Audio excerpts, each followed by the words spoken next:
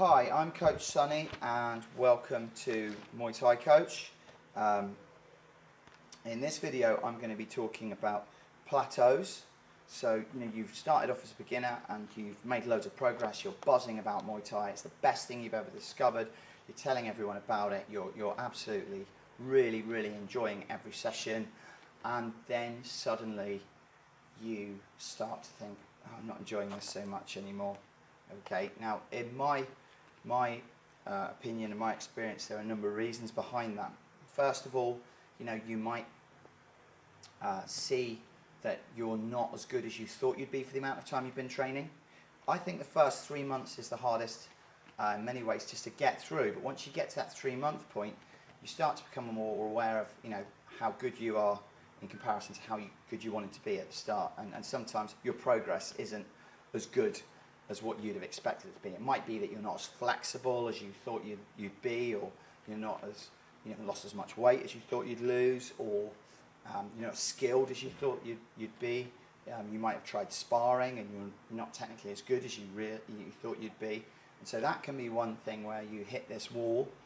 Another thing I think that happens sometimes is you might not really been that aware of Muay Thai and who the big stars are in Muay Thai, but you might start to check out Sanchai and you start to realise, well, you've been training for 3 months and you're not as good as Sanchai or someone else that you might see in the gym. You might have just seen everyone as the same, but you start to possibly see some more experienced people that have been training for a long time or might have been experienced in fights or competition, and you see that you might become aware of there's a much bigger gulf in skill between you and them, and that can be really dispiriting as well sometimes. Sometimes I hear people say, oh, I wish I'd started this when I was younger. And, so they feel a bit demotivated there. I think there's a few things to say about this. I think, first of all, you need to take a long-term view. That's the first thing. I mean, there's a fighter called Kevin Ross, who's, fought Sanchai, very successful. He didn't start till he was 22 years old, and he went on to be very successful, very famous and successful fighter. So, I myself have trained people in their 30s or even 40s who have gone on to be very successful and have fights and things and do really well and never done martial arts before, so that's doable. My oldest student is 78. He started training when he was about 75. So, the age thing, as long as you take a long-term view, you're going to be improving. With regular training and with focus on your training, you're going to be improving. So that's, it's not about, comparing yourself. That's I think is not a great way to look at things. I think you've got to be the best version of yourself.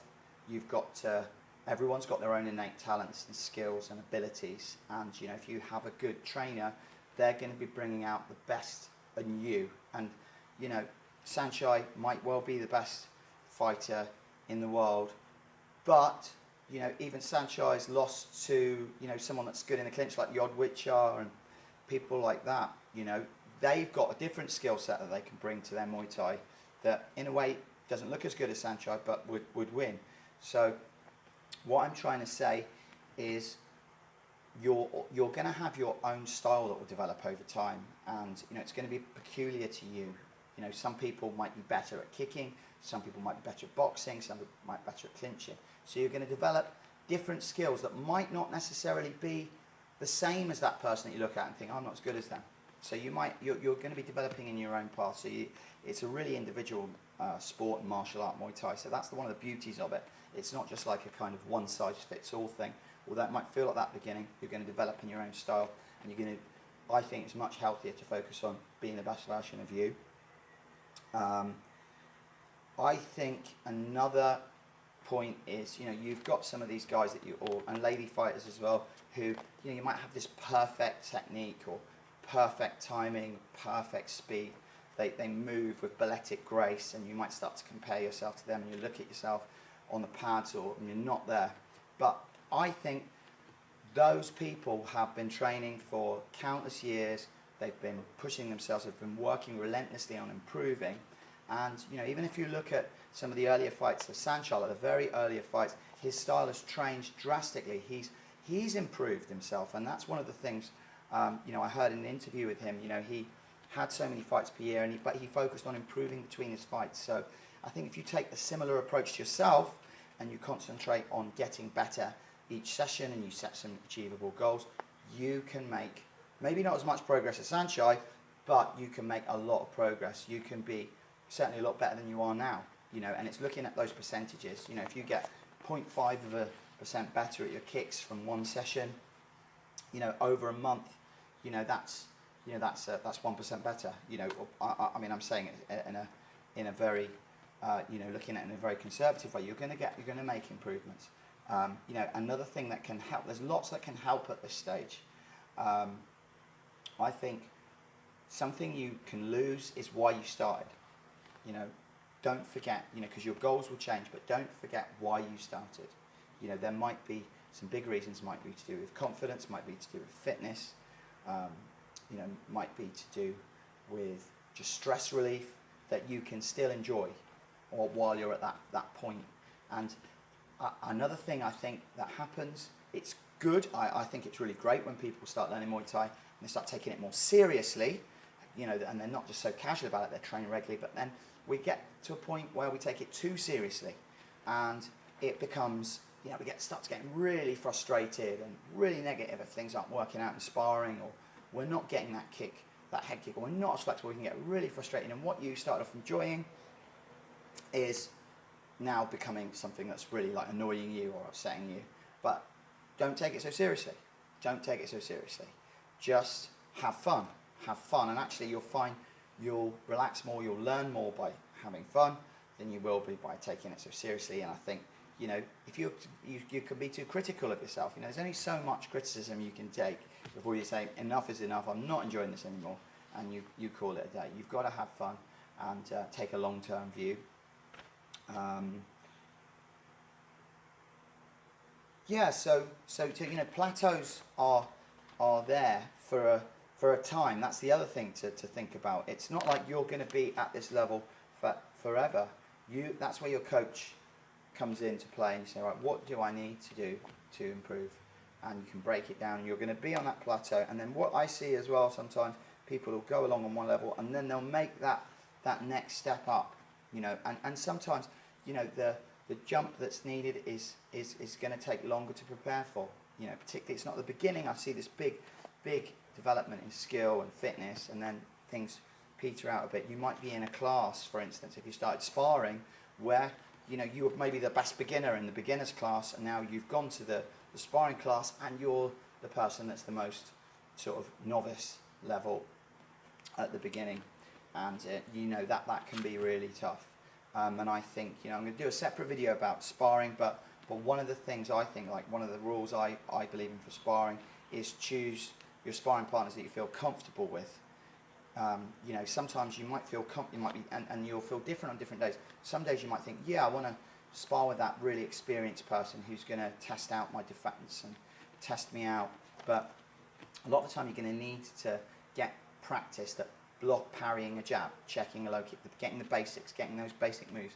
And it might be that, you know, you just get your confidence as well. So spar with someone you feel comfortable with, that's not hitting too hard, and that's more close to you in skill level, maybe even less skilled than you know, so you can feel good in practice and build up those skills over time. It's not a short-term win, I think, particularly when you start sparring. You've got to take that longer view, and it is a psychological change as well, you know, when you're actually sparring with people, which I'm going to do in a separate video.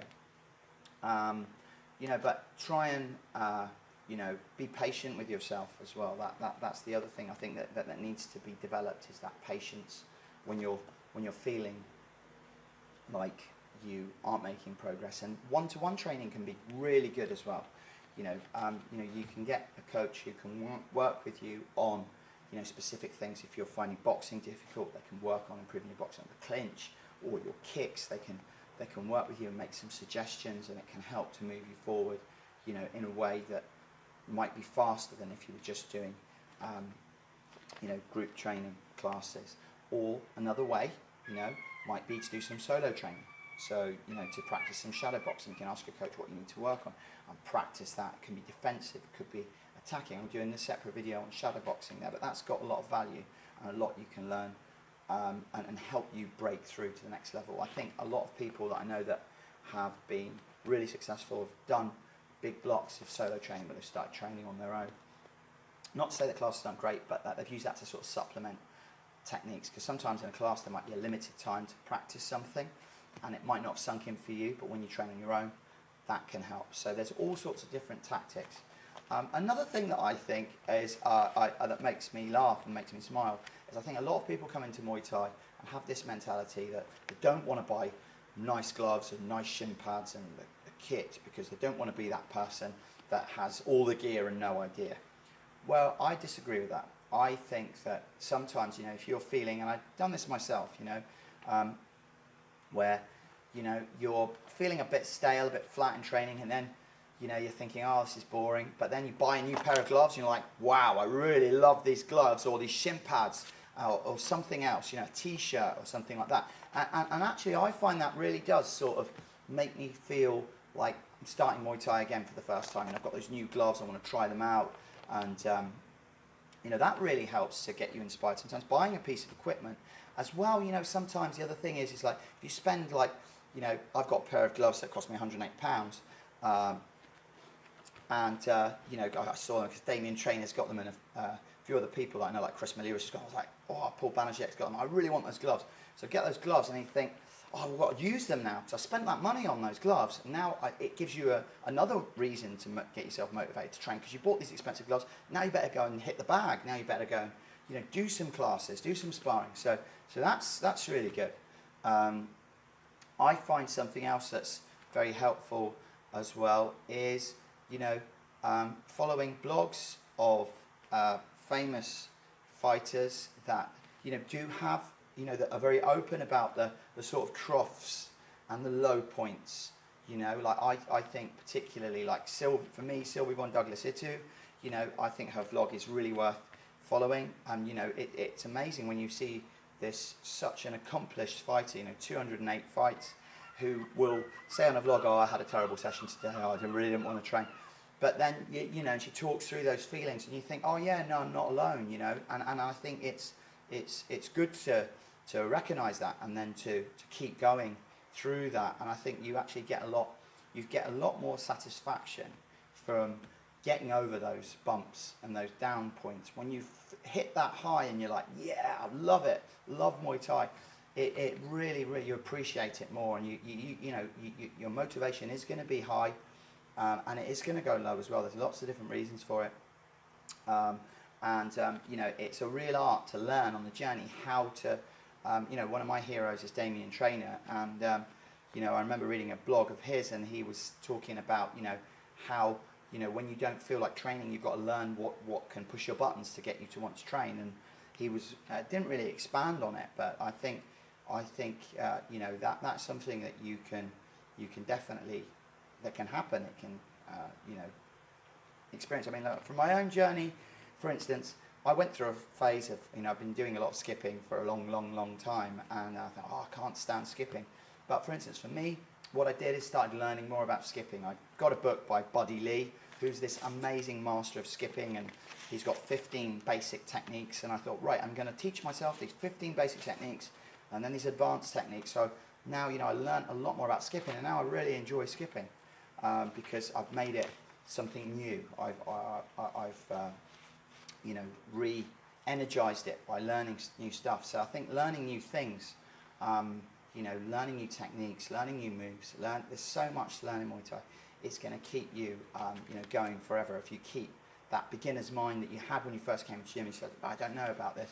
I'm learning things every week from, people I train with, people that train me, and from teaching Muay Thai. So it's so exciting when you learn new things. And I think if you love learning about Muay Thai and learning new techniques and skills, that's another way to get your enthusiasm back. Anyway, bit of a long one, this one, but thanks for watching.